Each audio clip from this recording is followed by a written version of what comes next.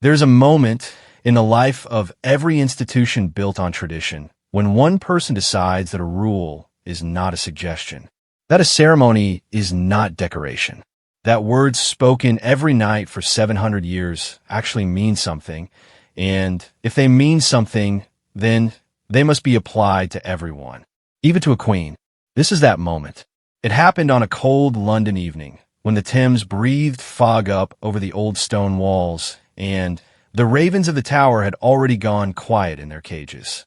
The kind of night when the city felt older than it was, when the gas lantern light along the cobblestones could fool a person into thinking they had slipped backward through centuries. The kind of night where history didn't feel like something stored in textbooks. It felt like something that was still alive, still watching, still waiting to see what the people within its walls would do.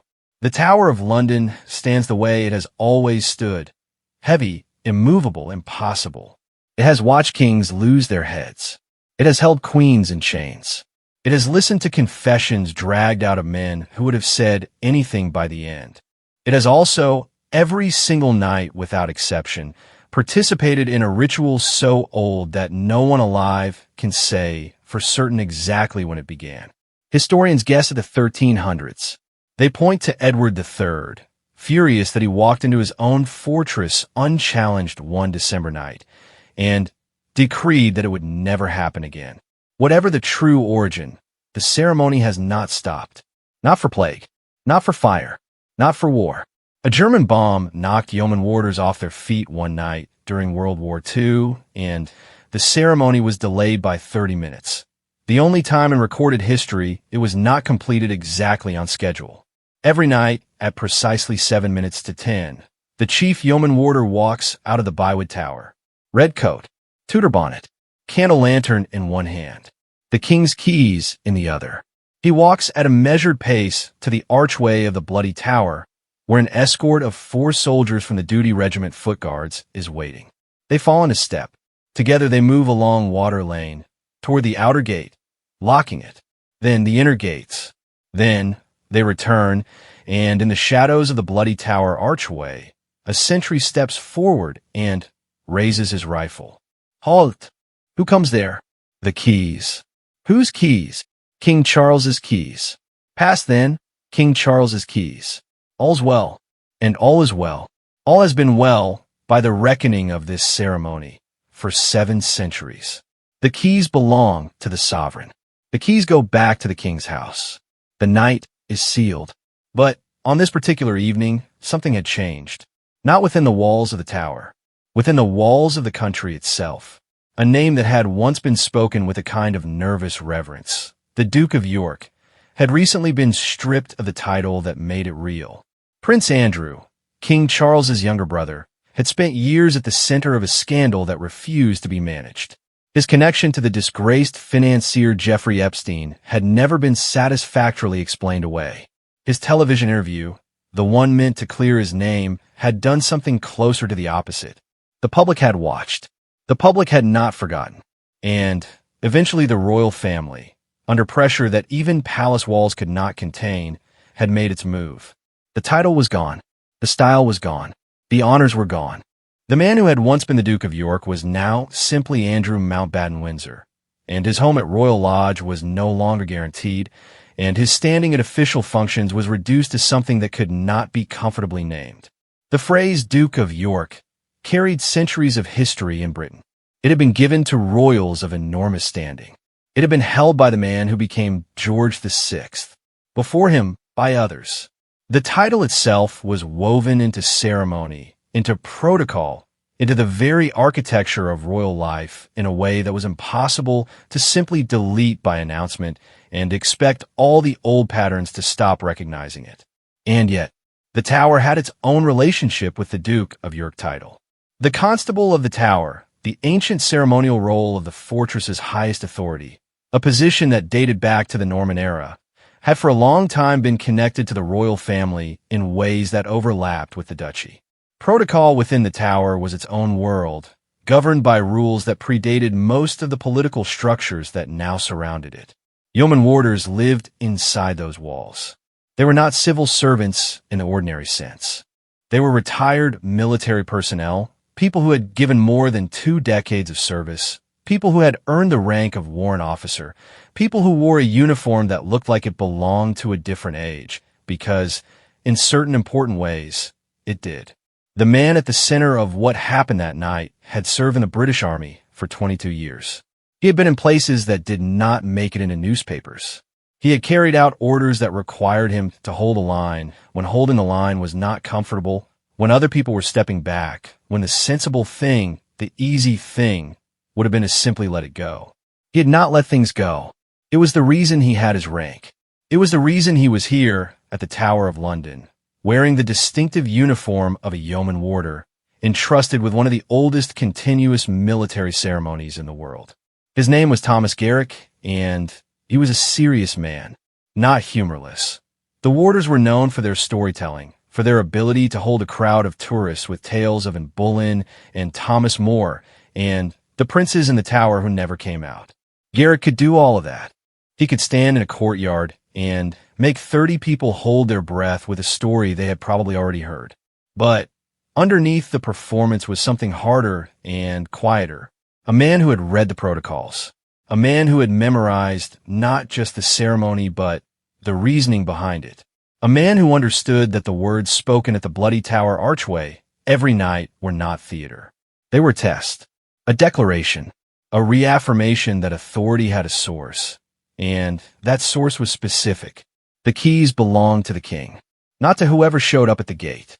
It had been a week since Buckingham Palace released its statement confirming that Andrew Mountbatten Windsor's titles and honors had been formally removed. The country had absorbed it in the distracted way that large news is absorbed. A few days of intense coverage, headlines stacked on headlines, and then the slow drift toward the next thing. But within certain institutions, the adjustment was more deliberate. Ceremonial language does not change overnight. Protocols written into practice over generations require formal revision, formal approval, formal reissue.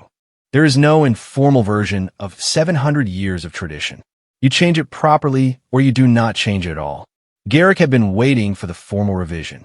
It had not arrived, not because the tower was indifferent to what had happened in the wider royal world, but because these things moved through channels, and channels moved at their own pace, and in the meantime the ceremony continued as it always had, exactly as it always had, because the alternative, improvising with a 700-year-old ritual based on one man's read a newspaper, was not something the yeoman warders did. Queen Camilla's visit to the tower that evening had been scheduled. She was patron of various institutions, and she moved through London with the efficiency of someone who had learned, late in life, how to carry the weight of public duty without showing the strain of it. Her car arrived at the outer gate. Her security detail stepped out first. The evening was cold, the kind of cold that came off the river and found the gaps in coats. The fog was real, not atmospheric. It reduced the tower's lit-up walls to something softer and more uncertain than their usual hard grandeur. Garrick was at his post when the call came through. Her Majesty was approaching the gate. Her Majesty wished to enter. He listened to the information. He understood who was being described. And then he did the thing that protocol required him to do before he made any decision about admission. He checked the list. The ceremony of the keys was already underway. Visitors admitted to watch the ceremony had been escorted in at precisely 9:30. The outer gate was in the process of being locked as part of the ritual sequence.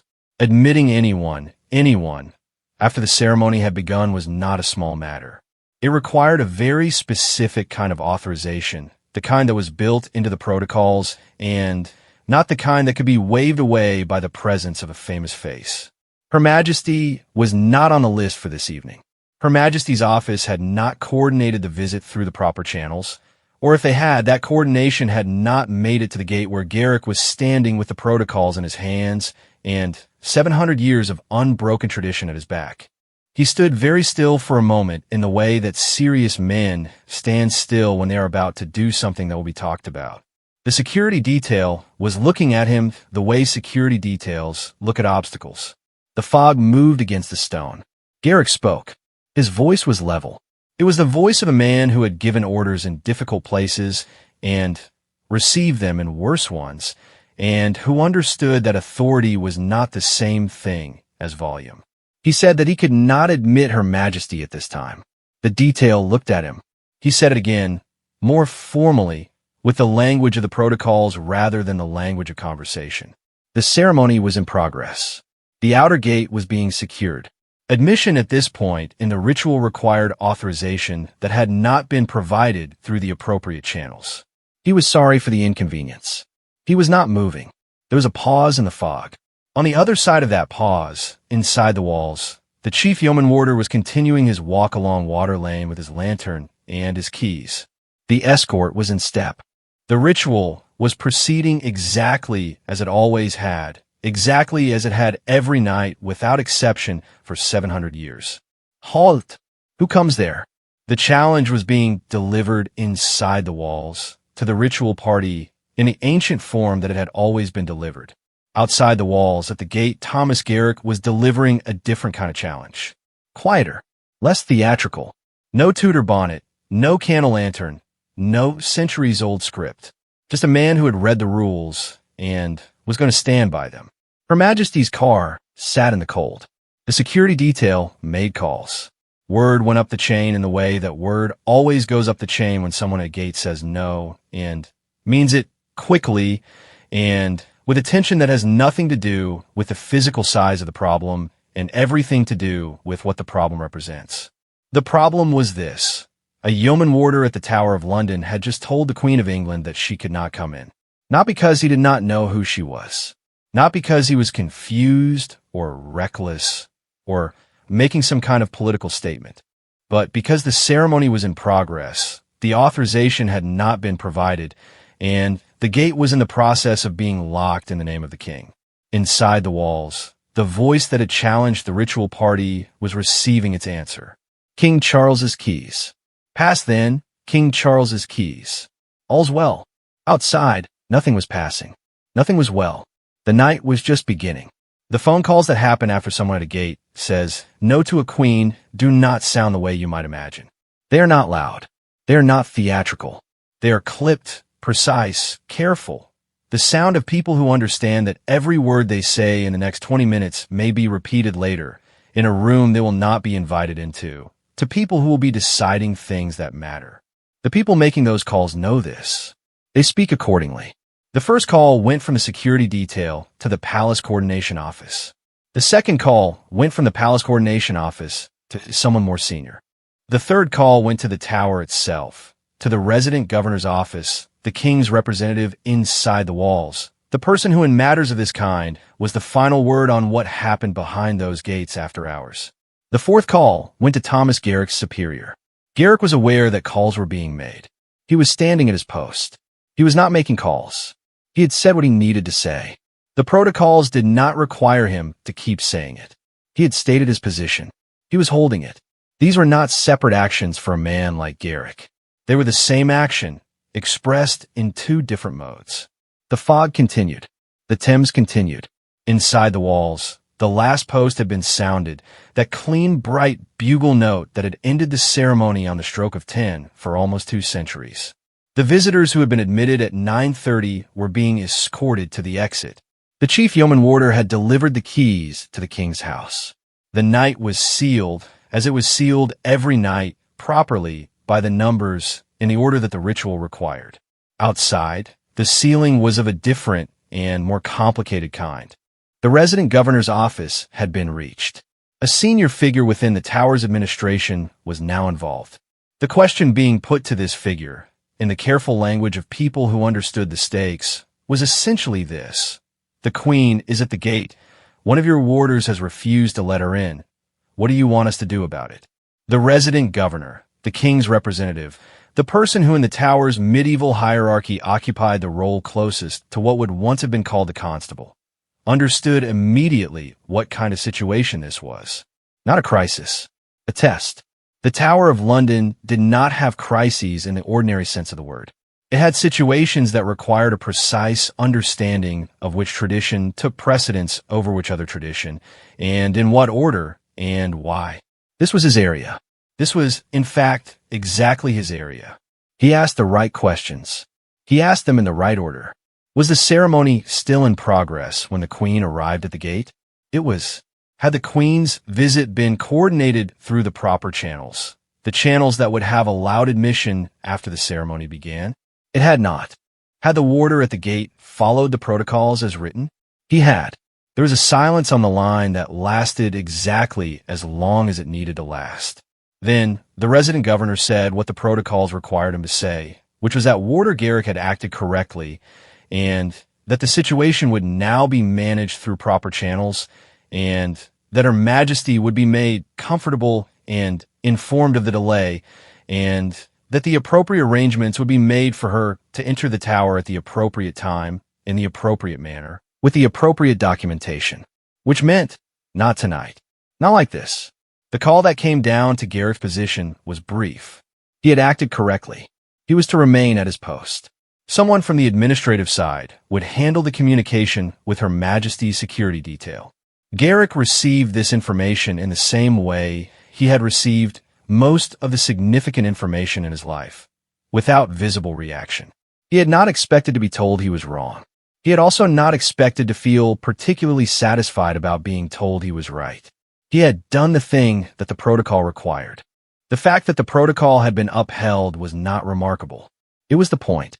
If a protocol could be set aside whenever a sufficiently important person arrived at the gate without having gone through the proper channels, then the protocol was not a protocol.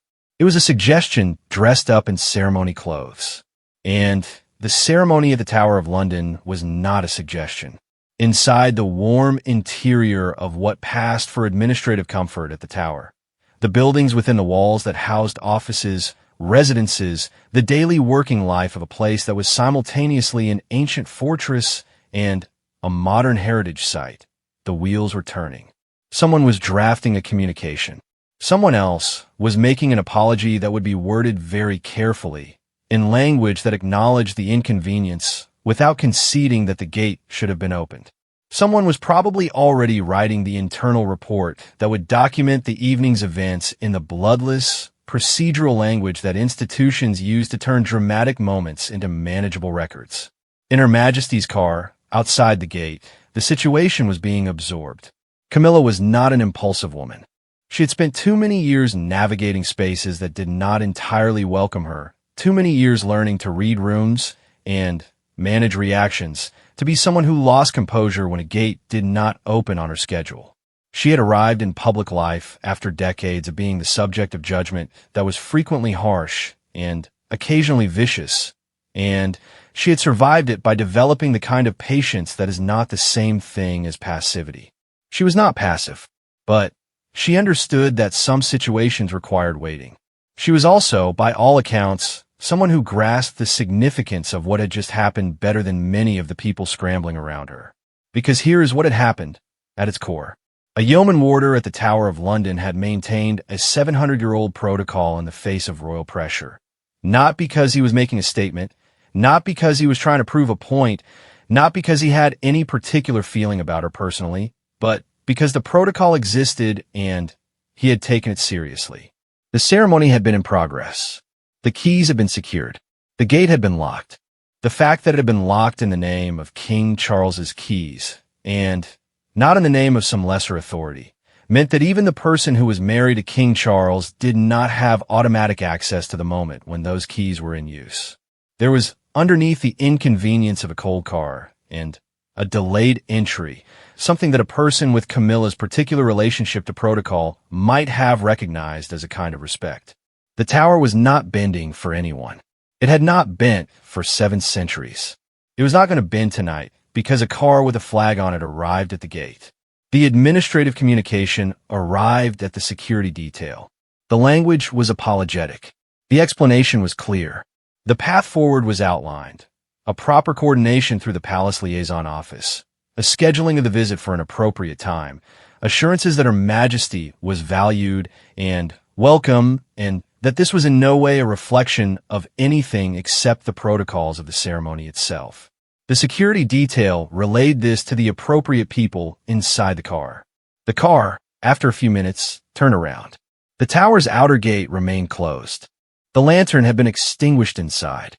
The keys were where they belonged, in the king's house, under the care of the resident governor, exactly as they had been at the end of every night's ceremony for the entirety of living memory, and considerably beyond. Thomas Garrick was at his post.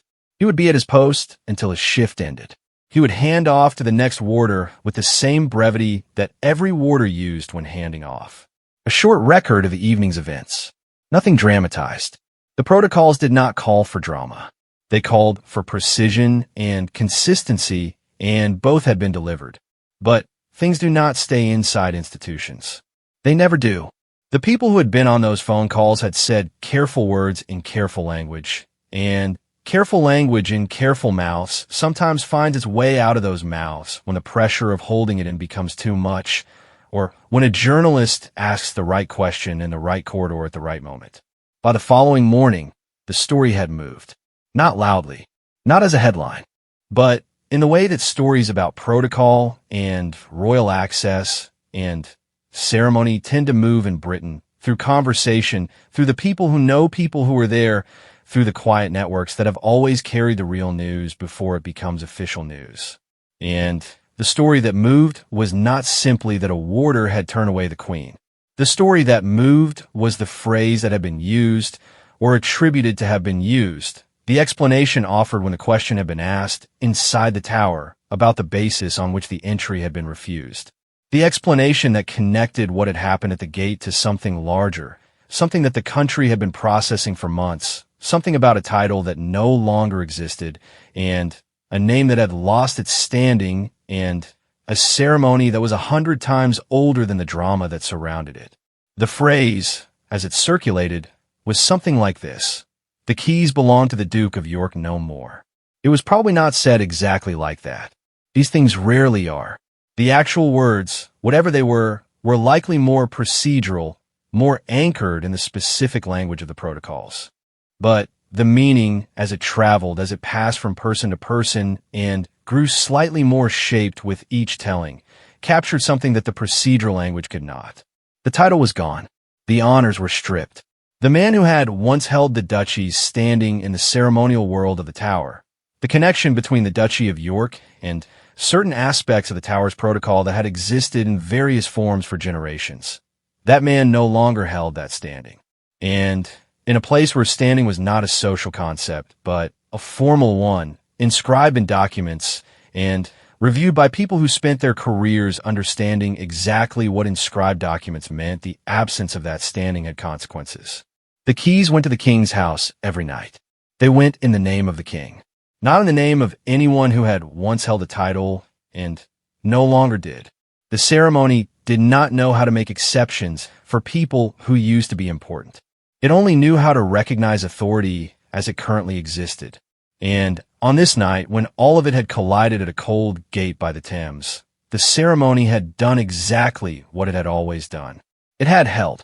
Inside the tower, the ravens were in their cages, and the lights were low, and the stones were the same stones they had always been, patient in the way that very old things are patient, unmoved by the small human dramas that played out against them. The white tower stood. The Bywood Tower stood. The lantern that had been carried along Water Lane had been set down. The keys that had been carried in the same hand, in one form or another, for 7 centuries, were resting where they were supposed to rest. All was well. Outside the walls, in the city, something had been set in motion that would not resolve itself quickly. The story of what happened at the gate was already more than what had happened at the gate. It was a story about what it means when the rules hold, even against the people who might reasonably expect the rules to bend. It was a story about a man who had taken a ceremony seriously in a way that the ceremony's architects, 7 centuries ago, had intended it to be taken seriously. It was a story about a title that no longer existed, about an authority that had been stripped away, and about a gate that had remained closed. It was, depending on who was telling it and what they believed about tradition and power and the slow machinery of royal life, many different things at once. Thomas Garrick went home at the end of his shift. He walked out through the same gate he had been guarding. He had a coat on over his uniform. He was a man finishing a night's work. He did not linger. He did not look back at the walls. He had read the protocols. He had followed them. The rest was someone else's department. But The rest was only just beginning.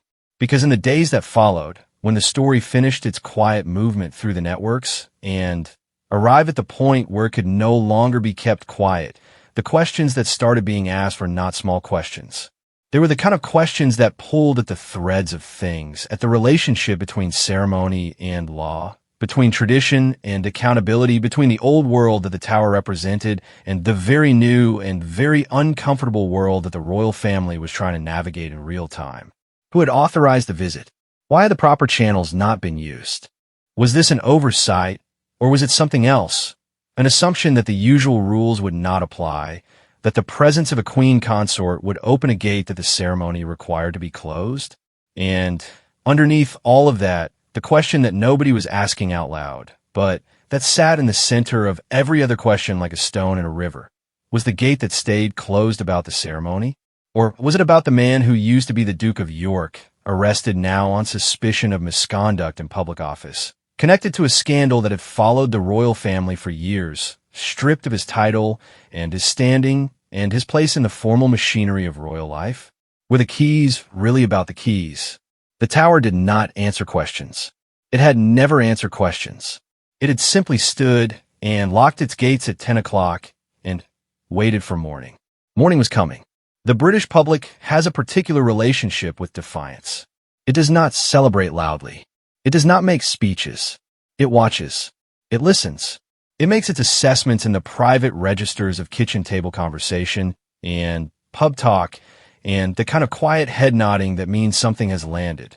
And when it decides that someone did the right thing, it does not always say so immediately. It often waits, in the way that a country with a long memory tends to wait, until the shape of what happened becomes clear enough to name.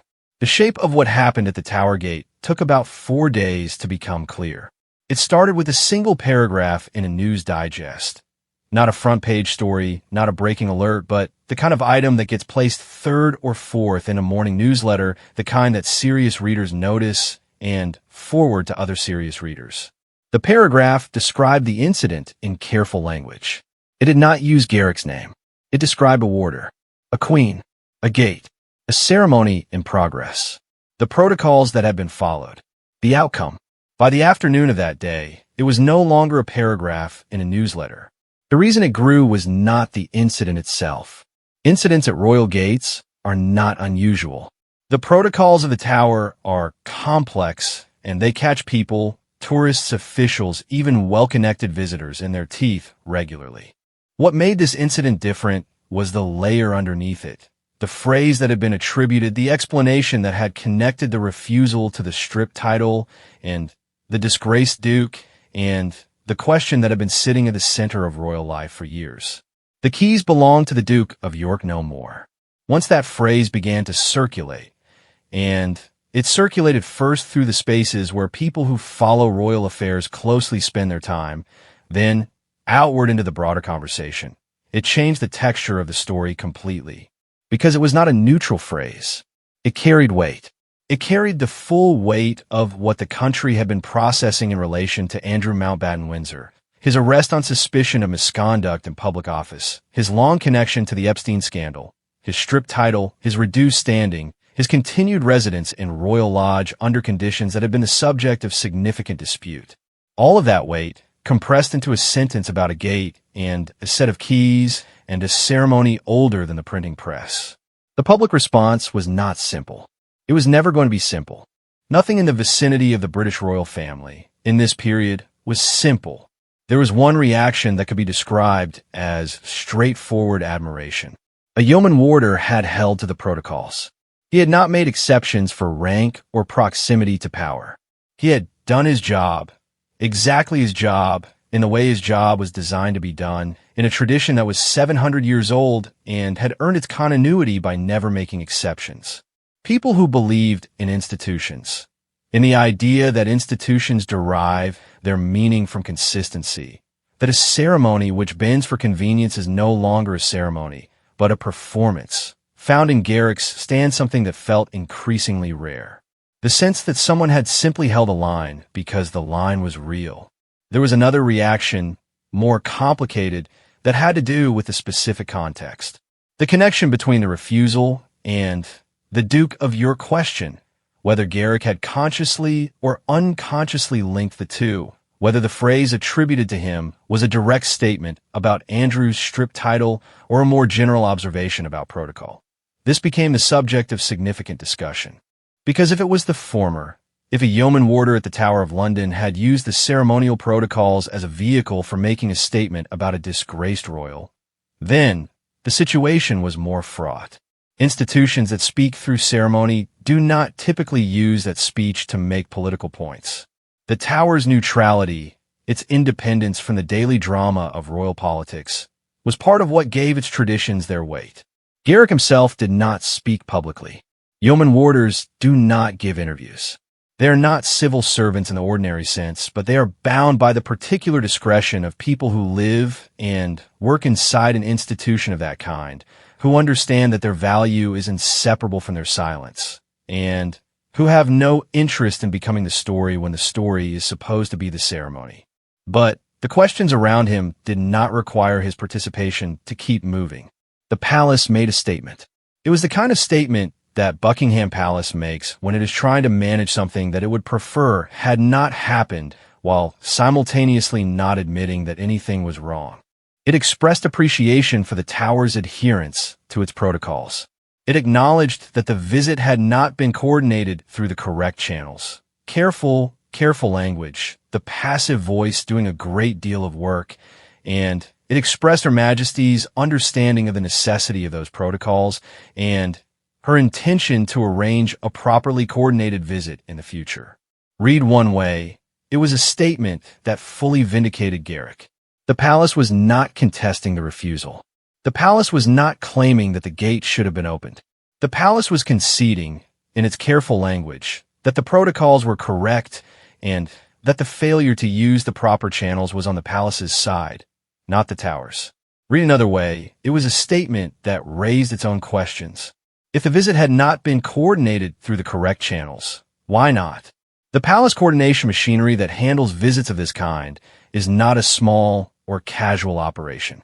It is the product of decades of practice, the result of thousands of visits to hundreds of institutions, refined to the point where the proper channels are not an obstacle, but a routine. A visit by the Queen Consort to the Tower of London, a place with its own ceremonial protocols, its own administrative structure, its own resident population of yeoman warders who live by the rules of the place, was not a spontaneous decision. It had been planned. The planning had simply not included the step that would have ensured the gate was open when she arrived. Why that step had been missed was a question that different people answered differently. Some said it was a simple administrative error, the kind of thing that happens when schedules are built quickly, when multiple visits are being coordinated simultaneously, when someone assumes that a note has been passed when it has not been. The machinery of royal life is large and, like all large machinery, occasionally drops a bolt. Others said something less comfortable. They said that the assumption underlying the missed step was itself the problem, that someone, somewhere in the coordination chain, had operated on the assumption that the presence of the Queen Consort would not require the full protocol, that the gate would open because of who was in the car, that the yeoman warder would see the flag and make the adjustment that any sensible person would make when a queen showed up at their door. This assumption, if it existed, was wrong, and the wrongness of it was not incidental. It was the entire point.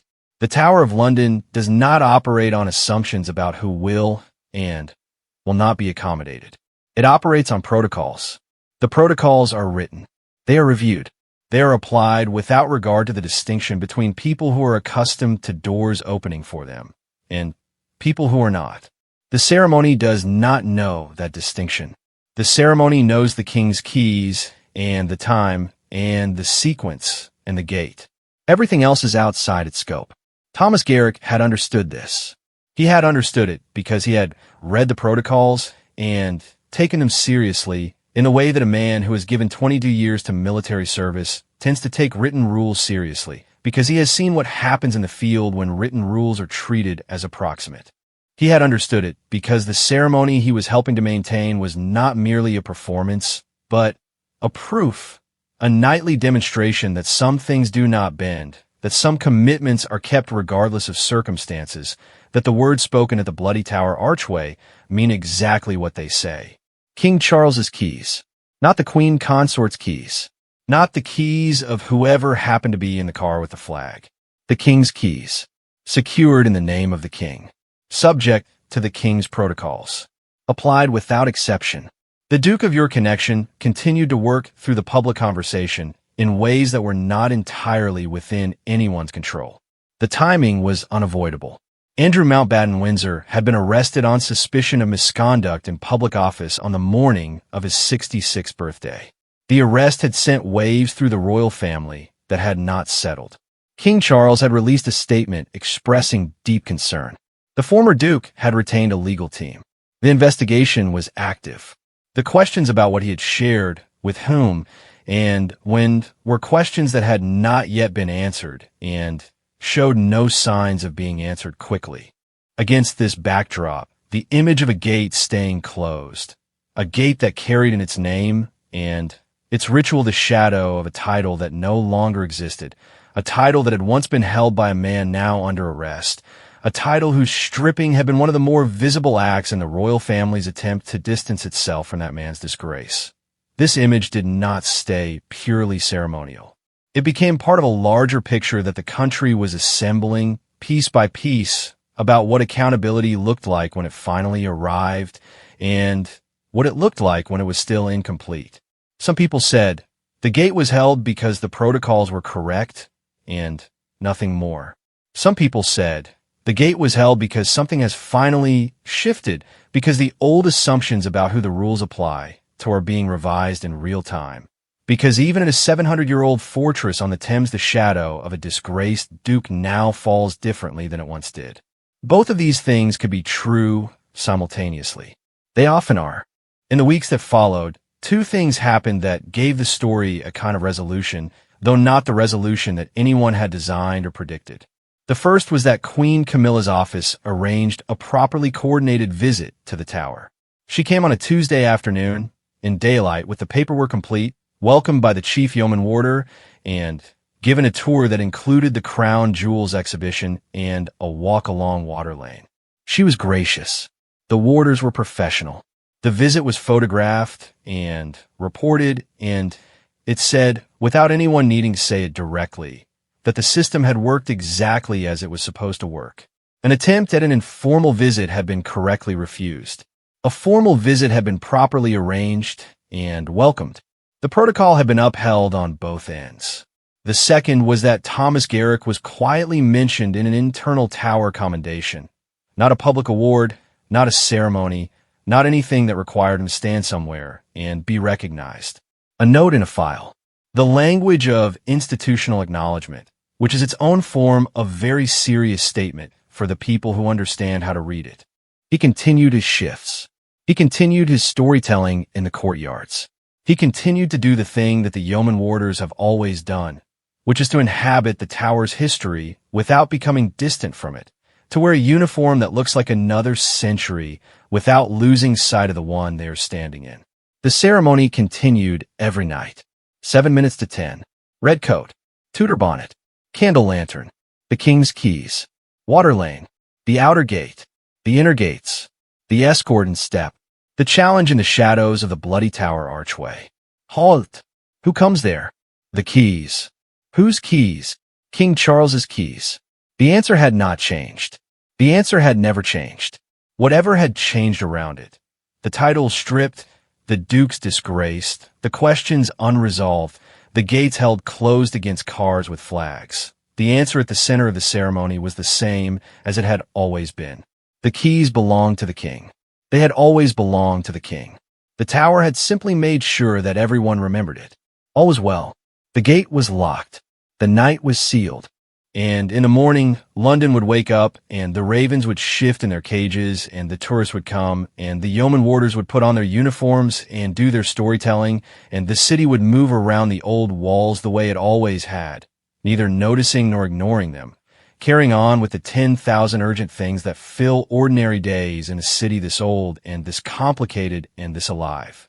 But the gate had held, and the gate holding That small, cold, completely unremarkable act of a man doing his job exactly as his job was designed to be done had said something that all the statements and all the commendations and all the carefully worded palace releases had not quite managed to say.